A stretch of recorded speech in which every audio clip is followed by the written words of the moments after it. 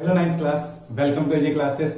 और अब हम ग्रेविटेशन चैप्टर की एनसीईआरटी एक्सरसाइज सॉल्व करेंगे।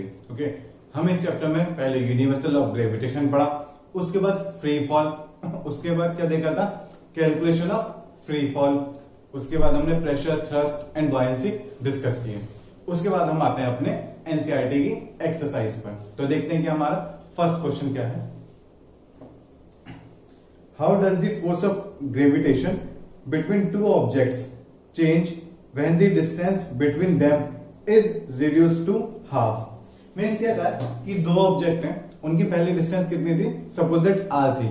अब वो डिस्टेंस r से r/2 कर दी, तो जो उनका फोर्स था, ग्रेविटेशनल फोर्स, वो किस फैक्टर से चेंज हो जाएगा। देखते हैं। वैसे तो आंसर हमें इसका पता ही है, इनवर्स स्क्वायर लॉ को फॉलो करता है। अगर डिस्टेंस को हम हाफ कर देंगे तो फोर्स हमारा 4 टाइम्स इंक्रीज हो जाएगा। बट फिर भी देखते हैं कि कैलकुलेशन कैसे होगी इसकी।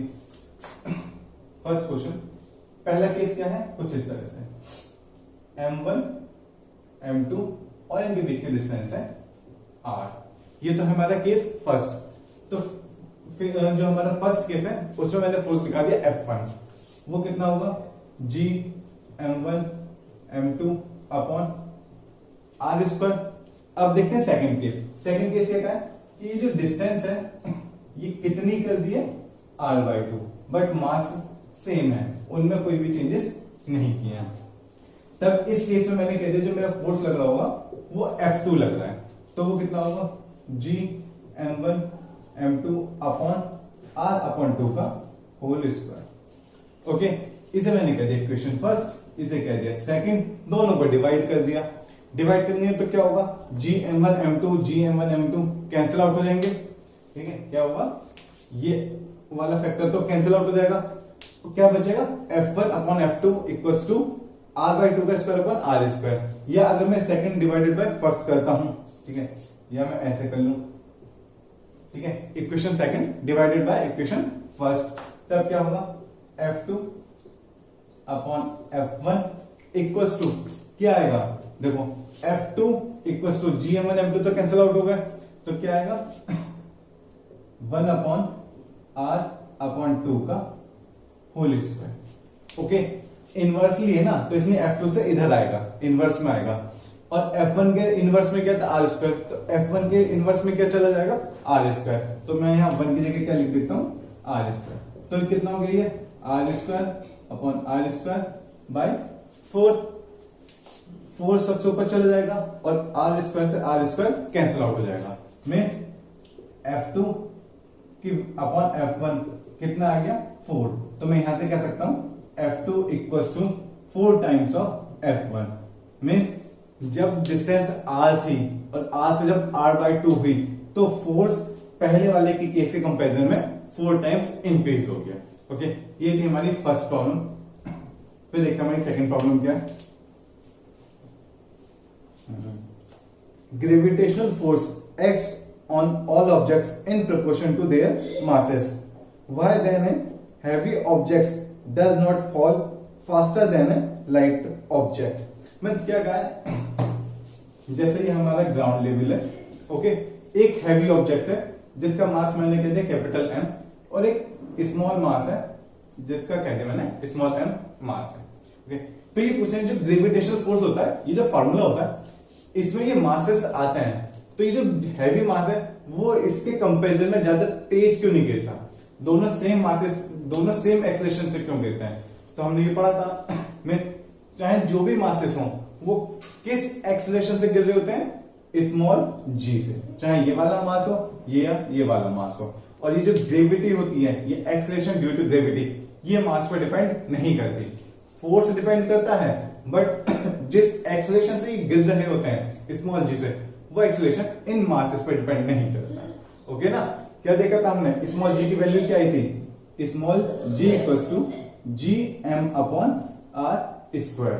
वहां पर g क्या था, ग्रेविटेशनल कांस्टेंट, m क्या था, अर्थ का मास, और r क्या थी, रेडियस, किसकी रेडियस, अर्थ की रेडियस। तो मैं यहां पर इस ऑब्जेक्ट का मास नहीं आया था इसमें, ठीक है, इस वाले फॉर्मूले में ऑब्जेक्ट का मास नहीं आया, तो इसका मतलब है जो ये जिस रेट से ये गिर रहे होंगे, ठीक है, जिस रेट से ये गिर रहे होंगे दोनों हैवी ऑब्जेक्ट और लाइटर ऑब्जेक्ट, वो जो इस रेट से गिर होंगे वो वाला रेट इनके मासेस पर डिपेंड नहीं कर रहा होगा, किस पे डिपेंड कर रहा होगा, ग्रेविटी पे डिपेंड कर रहा होगा। और ग्रेविटी की वैल्यू कितनी होगी, Gm/r²। में दोनों ऑब्जेक्ट चाहे कैपिटल एम हो स्मॉल एम हो 10 kg हो या 100 kg हो, दोनों सेम रेट से नीचे गिरेंगे और उसकी वैल्यू क्या होगी, स्मॉल g। ओके, देखते हैं फिर थर्ड क्वेश्चन क्या है। What is the magnitude of gravitational force between the Earth and a 1 kg object on the surface? देखते हैं third question.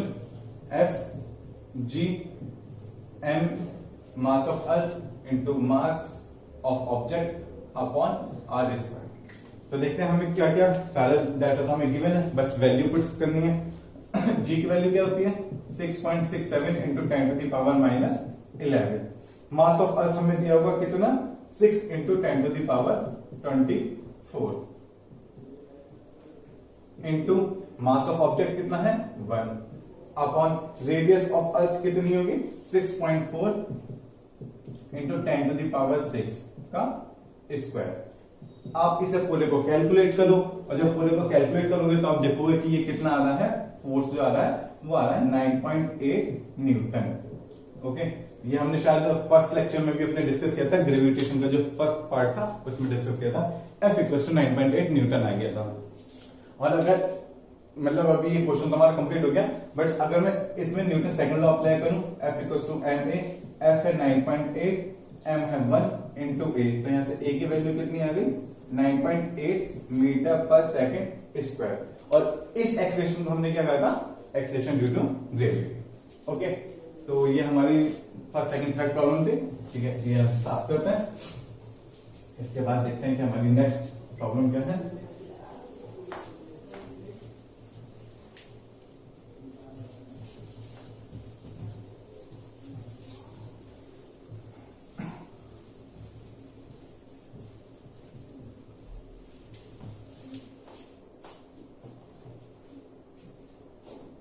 First question, the earth and the moon are attracted to each other by gravitational force।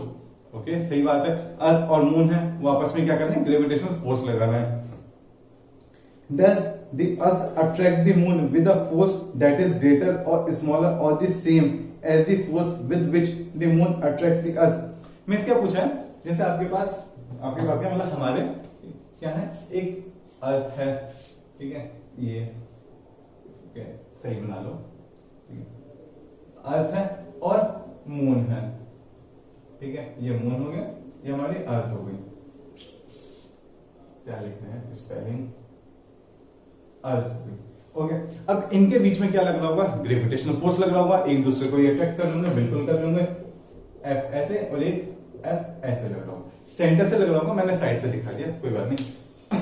तो ये दोनों forces कैसे होंगे, मैं इनके magnitude wise क्या होंगे, कम ज्यादा होंगे या दोनों सेम होंगे, दोनों सेम होंगे। क्यों, क्योंकि जो दोनों ही फोर्सेस होंगे वो दोनों किस पर डिपेंड करेंगे, मास of earth and mass of moon, और इनके बीच के जो डिस्टेंस है सेंटर से लेकर एक सेंटर से दूसरे सेंटर तक की डिस्टेंस r² उस पर डिपेंड करेंगे। तो इसका भी मास आएगा, इसका भी मास आएगा, मींस दोनों फोर्स जो मून अर्थ पर लगा देगी और जो अर्थ मून पर लगा देगी वो ग्रेविटेशनल फोर्स दोनों क्या होंगे, सेम मैग्नीट्यूड के होंगे, कोई डिफरेंस नहीं होगा। ओके, नेक्स्ट क्या है, if the moon attract the earth why does the earth not move towards the moon. तो इसमें क्या कहा है कि if the moon attracts the earth, जो मून है वो अर्थ को अपनी तरफ अट्रैक्ट करती है, कर ही रही है, और अर्थ भी मून को अपनी तरफ कर रही है। तो पूछा है कि अर्थ मून की तरफ क्यों मूव नहीं करता। अब इसका आंसर क्या होना चाहिए, ये तो बात सही है कि दोनों एक दूसरे को अट्रैक्ट कर रहे हैं, तो वो एक दूसरे की तरफ मूव क्यों नहीं कर रहे हैं, ठीक है, मून अर्थ की तरफ और अर्थ मून की तरफ मूव क्यों नहीं कर रहे हैं। तो हमने देखा था कि जो इनके बीच में जो ग्रेविटेशनल फोर्स लगता है वो एक दूसरे को क्या प्रोवाइड करता है, सेंट्रीपिटल फोर्स प्रोवाइड करता है, जिसकी वजह से ये क्या करते रहते हैं, सर्कुलर मोशन करते रहते हैं। अब बात आती है जब फोर्स इन पे सेम है, ठीक है, अट्रैक्ट नहीं कर रहे तो होगा क्या उसका, तो उसका क्या होगा, इसका एक्सेलरेशन और इसका एक्सेलरेशन अलग अलग होंगे दोनों के। जिस रेट से ये घूम रहे हैं, चक्कर काट रहे हैं, वो एक्सेलरेशन इनका क्या होगा, चेंज होगा। ठीक है, देखो दोनों की तरफ से फोर्स सेम है ग्रेविटेशनल फोर्स के अकॉर्डिंग। अब मैं न्यूटन सेकंड लॉ लगाऊं तो क्या होगा, F = ma, F सेम है दोनों के लिए, तो जिसका मास ज्यादा होगा उसका एक्सेलरेशन कम होगा। तो मीन्स अगर अर्थ का मास ज्यादा होगा तो एक्सेलरेशन क्या होगा, कम होगा। ठीक है, F इक्वल्स टू ma। तो ये मैंने कह दिया mass of earth acceleration of earth equals to mass of moon and acceleration of moon. मैंने कह दिया कि दोनों सेम है, फोर्स सेम लग रहे हैं, तब अर्थ का मास तो ज्यादा है तो एक्सेलरेशन क्या होगा, कम होगा। ठीक है, तभी तो ये प्रोडक्ट इस प्रोडक्ट के इक्वल होगा। और मास ऑफ मून क्या है, कम है, तो एक्सेलरेशन ऑफ मून ज्यादा होगा। मींस एक क्वांटिटी कम एक ज्यादा, और एक कम दूसरी ज्यादा, दूसरी ज्यादा पहली कम, इस तरह से ये क्या होंगे, इक्वल होंगे। और अगर दोनों क्वांटिटी ज्यादा या दोनों क्वांटिटी कम हो गई तब ये वैल्यू और ये वैल्यू सेम तो नहीं हो सकती। ओके, तो इसलिए अर्थ और मून एक दूसरे की तरफ अट्रैक्ट नहीं होंगे, ये एक दूसरे को क्या करेंगे, ग्रेविटेशनल फोर्स प्रोवाइड करके उन्हें सेंट्रीपिटल फोर्स प्रोवाइड करेंगे, जिससे वो क्या करेंगे, सर्कुलर पाथ में मोशन करते रहेंगे। बस क्या चेंज होगा, उनका एक्सीलरेशन चेंज होगा। ओके, फिर इसके बाद हमारे क्या है, फिफ्थ प्रॉब्लम, सॉरी फिफ्थ तो ये थी हमारी, next sixth. What happens to the force between two objects if the mass of one object is doubled, the distance between the object is doubled and tripled? Okay, आपको क्या कर दिया, double, और the mass of the both objects are doubled। फिर देखते हैं ये हमारी कौन सी है, सिक्स्थ प्रॉब्लम। ओके, ठीक है, तो पहला केस हम तो ये मान के चलते हैं कि जो हमारा पहला केस है वो तो सिंपल है, G m1 m2 upon R square, कोई प्रॉब्लम नहीं है। बट अब जो सेकंड केस है, वो क्या है, अभी हम सिक्स का फर्स्ट पार्ट कर लें। ठीक है, क्या करें कि mass of one object is doubled, किसी एक मास को हमने डबल कर दिया। सपोज दैट m1 को हमने डबल कर दिया, तब क्या होगा, 2m1 m2 upon R square, ये इक्वेशन फर्स्ट, ये इक्वेशन सेकंड। ठीक है, ये F1 नहीं होगा, F2 होगा। Equation 2 divided by equation 1, then F2 upon F1 कितना आएगा, 2 आएगा। इसका क्या मतलब होगा, जो F2 होगा वो 2F1 होगा। मींस पहले वाले फोर्स के कंपैरिजन में जब आप मास को डबल कर दोगे, किसी भी एक मास को डबल कर दोगे तो आपका फोर्स भी डबल हो जाएगा। Okay, second part, the distance between the object is doubled. मैं सेकंड पार्ट में ही दो क्वेश्चन दे रखे हैं कि एक बार डिस्टेंस आप डबल कर दो और फिर एक बार डिस्टेंस ट्रिपल कर दो। ठीक है, तो देखते हैं क्या होगा। अगर मैंने मान लिया, पहले तो सिंपल यही था, G m1 m2 upon R square, जब डिस्टेंस को क्या किया, डबल किया। ओके, तो क्या हो जाएगा, F2 कितना हो जाएगा, जी m1 m2 upon 4r square, 2r का होल स्क्वायर होगा, 2 का square 4। Equation first equation second दोनों को डिवाइड कर दो, तो F2 अपॉन F1 कितना आएगा, 1 अपॉन 4। मीन्स F2 कितना हो गया, F2 हो गया हमारा F1 बाई 4। मीन्स जो आपका फोर्स था, जब आप डिस्टेंस डबल कर दोगे तो फोर्स क्या हो जाएगा, 1/4 हो जाएगा। और सेम आप इसमें क्या करो, अब R को 3R कर दो, तब देखो क्या होगा, तब 1/9 हो जाएगा। फोर्स जो सेकंड फोर्स होगा फर्स्ट वाले के कंपैरिजन में 1/9 हो जाएगा। ओके, फिर third part, the masses of both objects are doubled. दोनों मासेस क्या कर दिए, डबल कर दिए। तो सेम एक केस तो हमारा यही है। ठीक है, हम जब भी करेंगे ना कंपैरिजन, अपने सिंपल केस से करेंगे कि जिसमें हमने कोई चेंज नहीं की है। ओके, और फिर जो क्वेश्चन में दिया होगा अब हम उसे सेकंड केस कंसीडर करेंगे।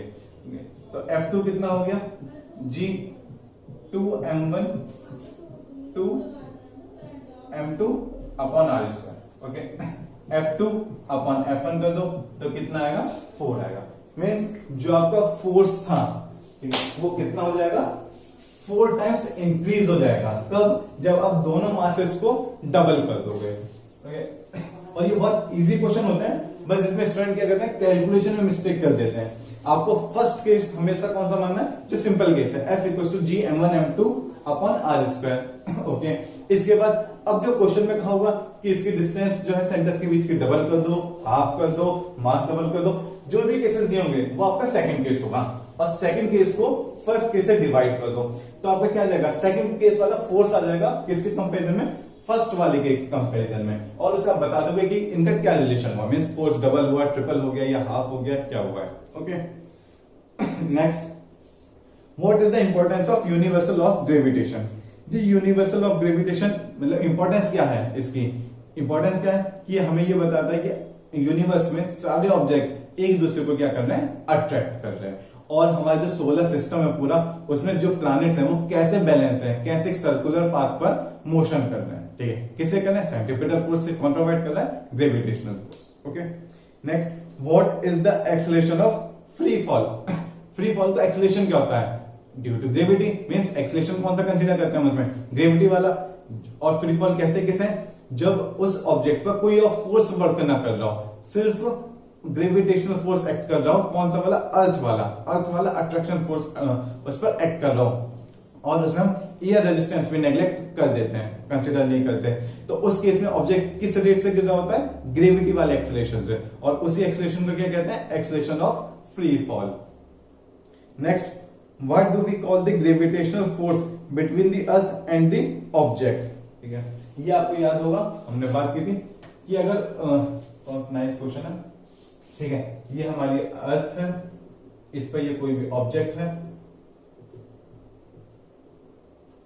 ठीक है, अब जब ये ऑब्जेक्ट और इसके बीच में ग्रेविटेशनल फोर्स लग रहा था, F equals to G m1 m upon r square, okay, और ये वाली वैल्यू, इसे हमने क्या कहा था, स्मॉल जी, तो ये आ गया था F equals to G m या m इंटू जी, और फिर इसी फोर्स को हमने क्या कहा था, वेट ऑफ ऑब्जेक्ट, मींस जो ग्रेविटेशनल फोर्स लगता है अर्थ और ऑब्जेक्ट के बीच में, उसे हम क्या कहते हैं, वेट ऑफ द ऑब्जेक्ट।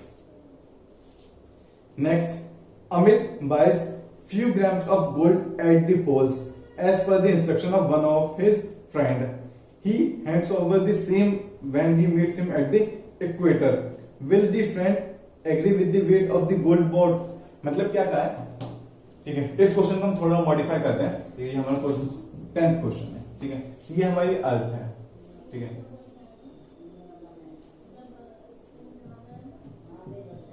ये पोल्स, ठीक है, और इक्वेटर कैसी होगी, यहां होगी इक्वेटर।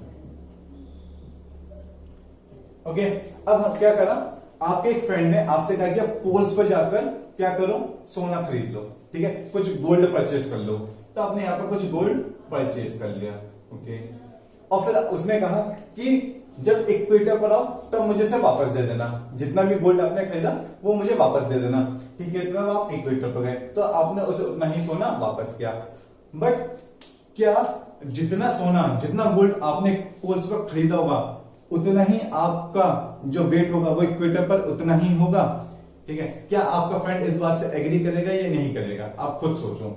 देखो बात क्या है, बहुत सिंपल वर्ड्स में, जो वेट आप पोल्स पर मेजर करोगे और वो वेट जब इक्वेटर पर मेजर करोगे, वो दोनों वेट्स इक्वल नहीं होंगे, ठीक है, क्या कहा मैंने, W at poles and W at equator, ठीक है, W at poles will not be equals to W at equator, means जिस भी ऑब्जेक्ट का आप वेट मेजर करोगे पोल्स पर और जब इक्वेटर पर जाओगे तो वो चेंज हो जाएगा, ठीक है, ओके, क्यों हो जाएगा, क्या रीजन है इसका, क्योंकि जो हमारी पोल्स पर स्मॉल जी की वैल्यू है, जो पोल्स पर स्मॉल जी की वैल्यू है, और जो हमारे इक्वेटर पर स्मॉल जी की वैल्यू है, ग्रेविटी की वैल्यू, वो क्या दोनों सेम नहीं है, ज्यादा कहां होगी, ज्यादा कैसे निकालेंगे, G equals to G M upon R square, जहां पर रेडियस ज्यादा वहां पर ग्रेविटी कम, तो क्या देखते हैं हम, इक्वेटर वाली जो रेडियस होती है वो ज्यादा होती है,